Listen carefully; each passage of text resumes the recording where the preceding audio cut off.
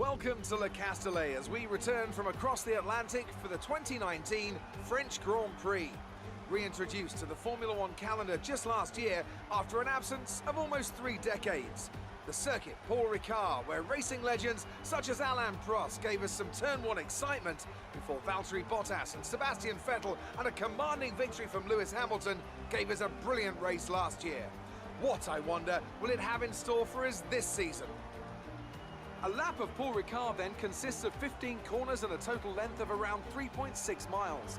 Drivers will need to position their cars carefully on the exit of the flat-out turn 10, ready for the double apex right-hander at 11. Watch out for potential overtaking action at the end of the start-finish straight and into the heavy braking zone of turn 8. Joining us today to oversee all the thrills and spills, it's Anthony Davidson. And great to see you. How are you feeling about the race today, and how are the circuit conditions from what you've seen? Well, the surface looks clean enough, but I'm a little bit worried about the track temperature. It's pretty cool out there, which could give some teams difficulties when it comes to keeping their tyres in the right operating window. The cars out there that work their tyres hard and really put a lot of energy through them, they'll be the ones that are better off. Before we begin, let's take a quick look at the grid lineup for today's race. Max Verstappen put in a fantastic lap yesterday, and he starts from pole position, with Charles Leclerc alongside. Looking down the rest of the grid, we have Vettel, Gasly, Valtteri Bottas, and Hamilton, Perez, Hülkenberg, Stroll, and Romain Grosjean. Magnussen, Ricciardo, Lando Norris, and Faber. Raikkonen, Lee, Carlos Sainz, and George Russell. Albon and Devon Butler starts from the back of the grid. Now it's almost time to lights out, so let's go down to the track.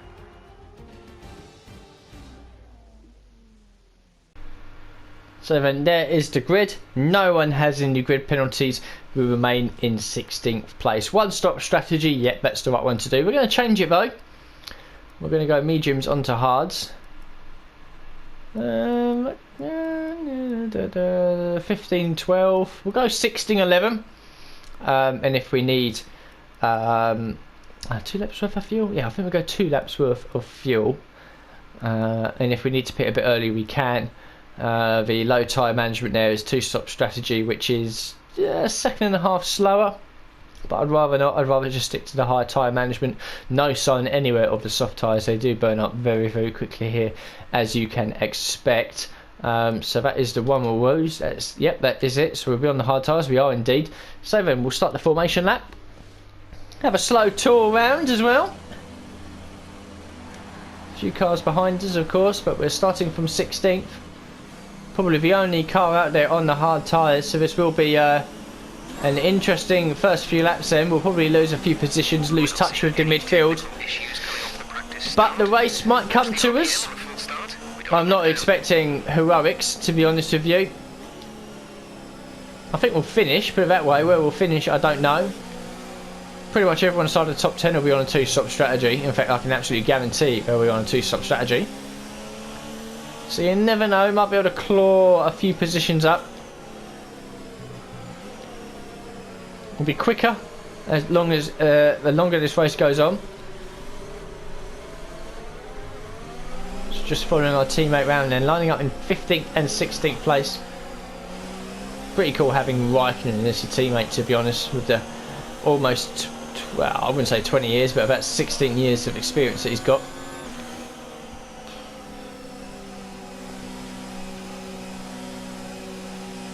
Just warming up my tyres, officer. I'm not drunk.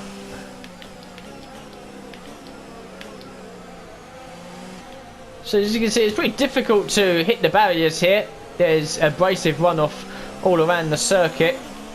This chicane here, back in the late 80s, early 90s, it was just one long straight, the Mistral straight, and it was fantastic in the late 80s, early 90s to hear, you know the difference in the V8, the V10, and the V12 engines in the back of the Ferraris go down there.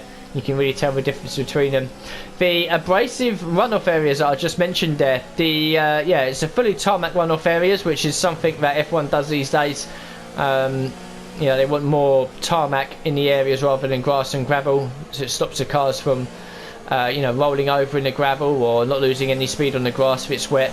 And the tarmac on the outside is abrasive. The blue lines you can see there just on the edge on the right hand side, they're just a little bit abrasive, which are designed to slow the car down. And then closer to the barrier you see it go from blue to red, where the abrasion is notched up a little bit as well. So if you do go off a circuit due to brake failure, front wing failure, whatever, then the runoff areas do help to try and slow the car down. It's all in the name of safety, of course, with this hyper modern circuit here at Paul Ricard. So we're taking up the grid now. All cars look like they're in position, and we'll get ready for the race countdown. So engage your clutch, build the revs up to around about 10,500, 5 lights, and away we go. Immediately gazumped off the line, which is to be completely expected being on these hard tyres.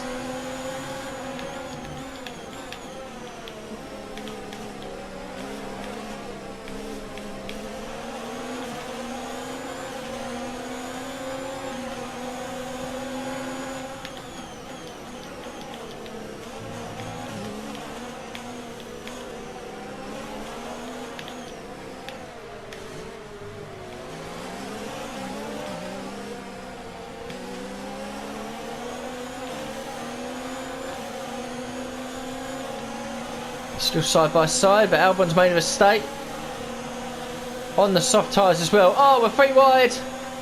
I need an adult.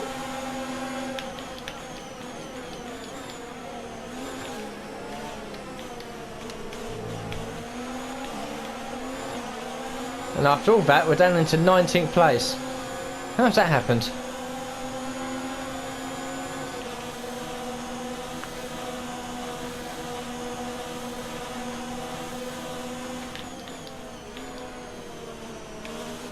Oh, we've been absolutely mugged off by Butler as well.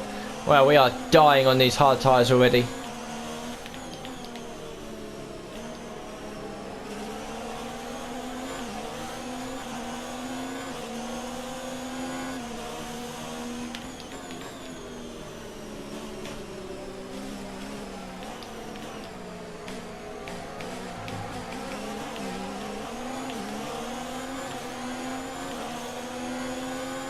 We completed that one. We've got a run on Butler here.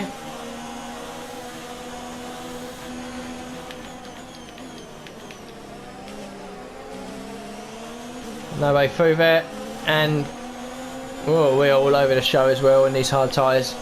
This could possibly be the most boring episode I've ever done, because we are quite clearly slow here on these tyres. It will come to us as the race goes on, but you know, if we're going to make progress through the field, we've got to be with these guys and not visibly falling away, as you can see there.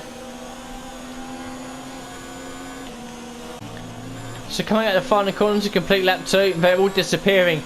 I swear there's a glitch. I swear if we run these crap, you know, engine components at some point, it doesn't change going into, you know, the next event when we do go on to the better units, because we're just slow, like in Canada as well. It started off well, and then ever since we sort of went on to the crap units and then changed back, we've been well off the pace. I genuinely think something else is at play here. Granted, we're on the hard tyres, people ahead of us are on the mediums and the softs, but I can barely see them now. We're not only halfway around lap 3. It's all a bit fucking ridiculous if you ask me.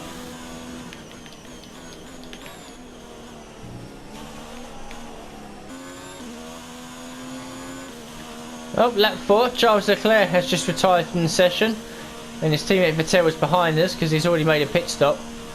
But just look at our pace. I genuinely don't think that this is like legit. I honestly think something's at play here.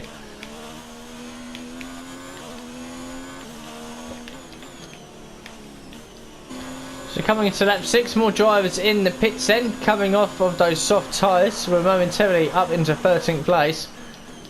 We'll start losing all that once these guys catch him past us. Russell is just a few seconds ahead of the Toro Rosso drivers. He has some sort of an issue apparently, so he's slow, but not as slow as us.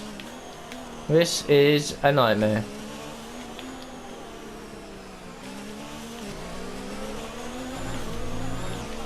So Russell, we caught him with his issue. And I've got Mattel behind me as well, who will probably try and move into turn 1. Indeed he does. So into the points at the moment. That's only because half the field ahead of us have actually made a pit stop.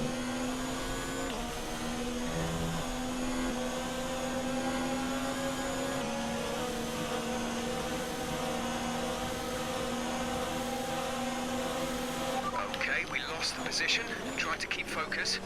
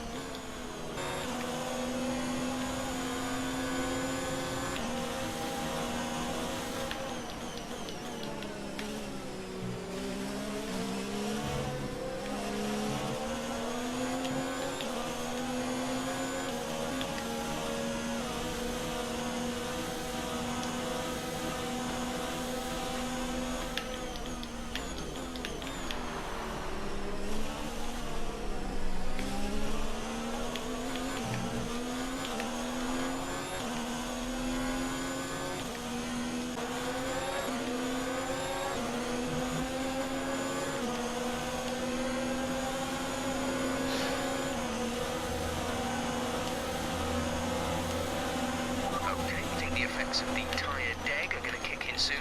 We should be alright for the time being, but you will start to find it a bit more slippery out there.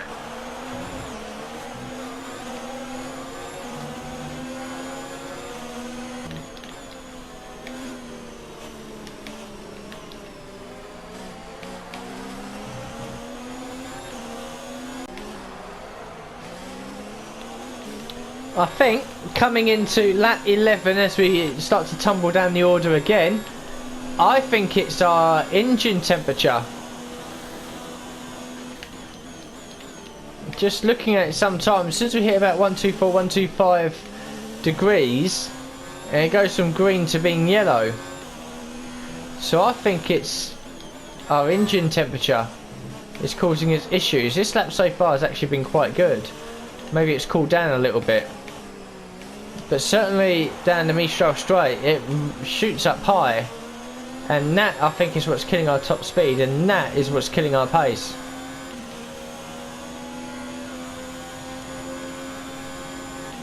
As Hulkenberg flashes past us to make us down to 14th. Vettel, meanwhile, is back in the pits again. That's now 2 stops he's done in 11 laps. And he's gone for the mediums. Right, some information on Hamilton. Oh, and Hamilton's out. This terminal, they're retiring the car. That's another position gained at least. Yay. Caution, caution. So it seems to be a bit of a car break of this circuit for whatever reason.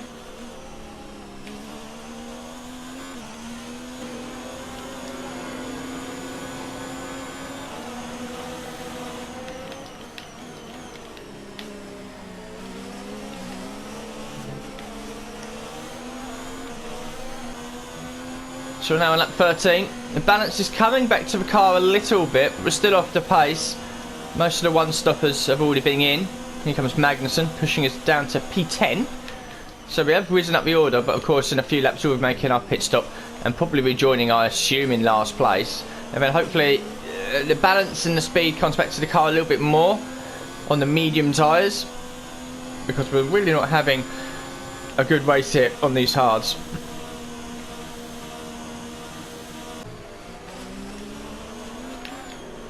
So I've got Kimi behind me, and he's challenging for a point position, so I'm not going to hold him up going down the straight. Come on, mate. Through he goes back up into P10. So at least one Alfa Romeo looks like they might score points here today. And the other one, like me, looks like it's probably going to be plumb last. So coming out the final corner, pitting now. So over to the right hand side. And then we come then, so we'll spend quite a bit of time in the pit lane. It is quite long here, quite slow as well, 37 mile an hour. We'll put on the set of medium tyres, and then we'll have 12 laps to get to the end of the race. Go, go, go. So back now down in 18th. Quite a way back in 18th as well. That was our last stop. No more scheduled pit stops. We'll see if we can do anything about some of the cars ahead, now on a quicker set of medium tyres. But it really isn't looking good for any sort of a respectable finish here. And again, it's such a shame.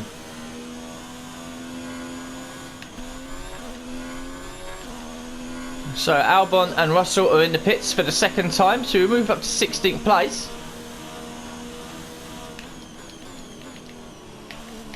So we might not finish last here. But these medium tyres do feel a lot better already.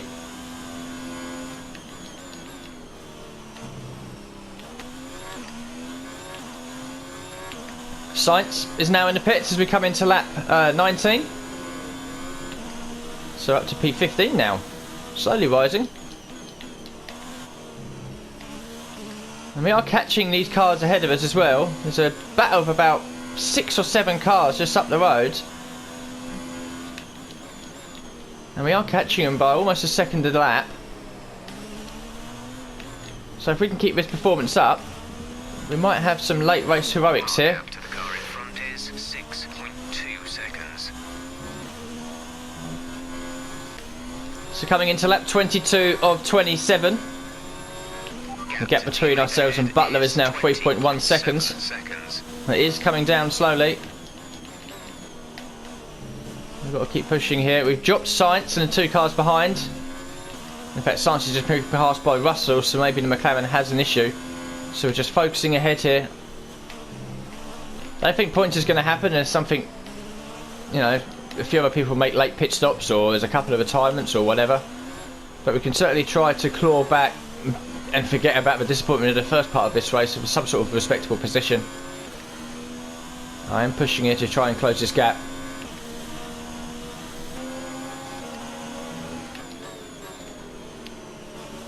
So coming to the end of lap 20. Oh, we got a chance here. Oh, don't blow it, don't blow it. Oh my god.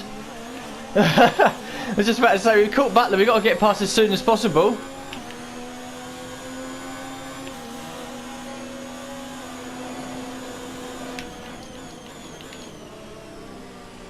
And that was a great little move. Cool. Now, so focus on Stroll. Got to be super aggressive here. Don't want to waste any time. There's other cars up ahead as well.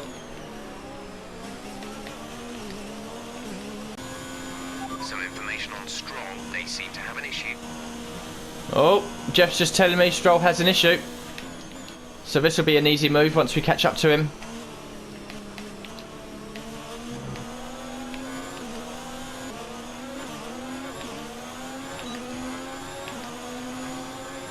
I think he'll put up too much of a fight. Well, we're going to just blast past him anyway.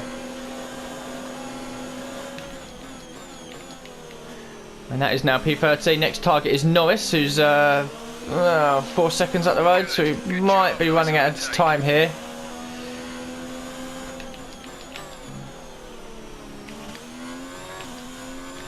So into the final lap, the gap was 3.9. It's now 3.2. It's not going to happen. Push the tyres just a bit too far. But we had to, really.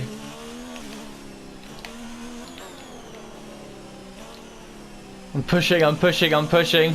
But it's not going to happen. Running low on fuel, running low on ERS. Bottas has won the race, congratulations to him. Terrible race really on the hard tyres at the start there. We were awful on the pace. As soon as we put on the medium zone, the car did come alive and we've gained a few positions. 13th out of 18. Well, there's a mix of strategies out there, the 1, the 2 and the 3 stop strategies, and it's a bit of a sort of an upside down looking top 10. Bottas wins, Gasly second, Perez third, and they all did the 2 stop strategy. Perez just holding off Vettel there, who did the 3 stop strategy and finished in 4th. Magnussen on the 1 stop was 5th. Verstappen from pole did the 3 stop strategy and was 6th. Raikkonen though from 15th on the grid all the way into 7th, so he's picked up some good points for himself and Alfa Romeo. Double Renault finish at their home race. Hulkenberg ahead of Ricciardo 8th and 9th, and Lucas Weber picks up the final point. We finish in 13th place from 16th on the grid. Good recovery on the medium tyres. Our best lap there, 37.292, is over nearly a second quicker than Norris, which shows you just how bad we were on those hard tyres. We were quicker than Weber, who was in 10th. We were quicker than our own teammate, who was 7th. Magnussen, who was in 5th. So yeah, those hard tyres just did not switch on at all. And it's a real shame we can't go back and do that again and maybe change a few things around, because I genuinely thought we could have been on for some good points today. The medium tyres were great, really, really good. We were very, very quick out there. But unfortunately, those hard tyres, that first stint just completely threw the race for us. So outside the points, then Grosjean, Norris, ourselves in 13th. Butler, Stroll, Russell, Sainz and Albon. Hamilton and Leclerc both fairly early retirement. So we'll look at the standings then. So Vettel now retakes the lead ahead of Leclerc thanks to his DNF. 11 points is the difference. Bottas is closed up as well. Verstappen still remains in 4th, as does Hamilton in 5th, now tied for Gasly. If you'd said by round 8 that Hamilton and Gasly would be battling for 5th place in the championship, I would have laughed. Perez, Ricciardo, Magnussen and Hulkenberg complete the top 10. Magnussen and Hulkenberg scoring points. We didn't. Now drops us outside the top 10 down into 11th, whilst Raikkonen, with some more points of him, moves him up into 13th. Alexander Albon still the only driver yet to get off the mark. In the constructors, a couple of changes. Ferrari now have a 71 point lead over Mercedes. Red Bull another 109 back from Ferrari. Then it's Force India now up into 4th place, pushing Renault down to 5th. We move up to 6th, pushing McLaren down into 7th, largely in thanks to Raikkonen's performance. And then it's Haas, Toro Rosso and Williams. So a good little battle there. I think Force India and Renault are going to be too far ahead of us, but it's a good little battle there for 6th, 7th and 8th between ourselves, McLaren and Haas. Hopefully we can hold on to this 6th place. Good day today. Let's have your take on it. Some excellent overtaking moves from your former teammate today. Did he learn some of them from you?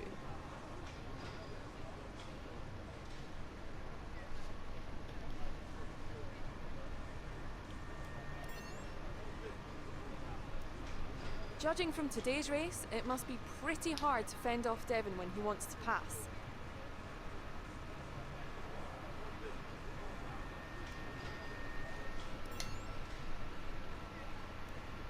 You and Devon weren't far apart by the end of the race. How evenly matched are you?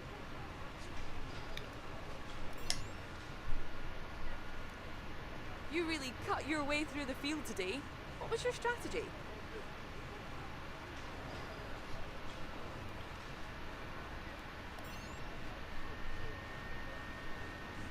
Appreciate your time. So in the rivalry breakdown, Raikkonen would have outscored us, but I think we outscored Russell though. We did indeed. So to Raikkonen, we're losing 5-4. With George Russell, it's 29-23. So that will be, no matter what happens in qualifying at the next round, we will hit 30 points. So that'll be another little bit of a potential, well, 30 respect points, I suppose, will go our way, which is quite nice. The resource points for the race: disciplinary record 48.